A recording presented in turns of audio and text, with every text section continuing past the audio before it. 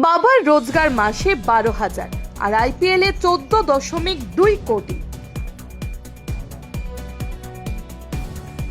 ভাগ্য বদলের গল্প লিখলেন প্রশান্ত বীর।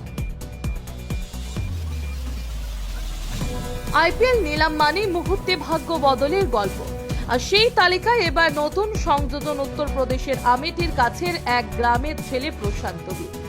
নিম্নবিত্ত পরিবারের সন্তান, বাবার মাসিক আয় মাত্র 12,000 টাকা।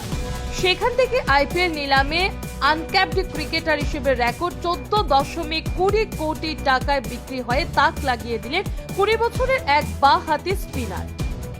মঙ্গলবারের নিলামের আগে পর্যন্ত উত্তরপ্রদেশের ক্রিকেট মহলের বাইরেও প্রশান্ত প্রায় অচেনাই ছিলেন, অথচ এক শহর থেকে আরেক শহরে ঘুরে ঘুরে ক্রিকেট খেলে যাওয়া, সিনিয়র ও অনূর্ধ্ব 23 দলে একসঙ্গে প্রতিনিধিত্ব সংগ্রামের সেই দিনগুলি আজ তাকে পৌঁছে দিয়েছে স্বপ্নের মঞ্চে।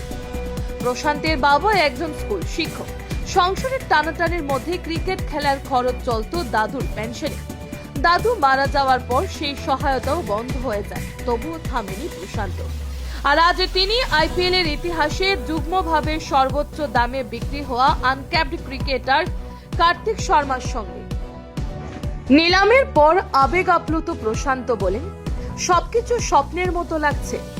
আমার পরিবার জীবনে এত টাকা দেখেনি। টাকা কিভাবে খরচ হবে সেটা পরিবারই ঠিক করবে। চেন্নাই সুপার কিংসের জার্সিতে MS ধোনির নেতৃত্বে খেলার স্বপ্ন পূরণ হয়েছে তার। যদিও প্রথম একাদশে জায়গা পাওয়া সহজ নয়, তবুও আপাতত এসব ভাবতে নারাজ গ্রাম থেকে উঠে আসা এই তরুণ। আইপিএল এ বল করার আগে তিনি হয়ে উঠেছেন নতুন প্রজন্মের অনুপ্রেরণা। প্রমাণ করে দিলেন, লড়াই আর বিশ্বাস থাকলে অসম্ভব বলে কিছুই নেই। Bureau report, Nababarta today.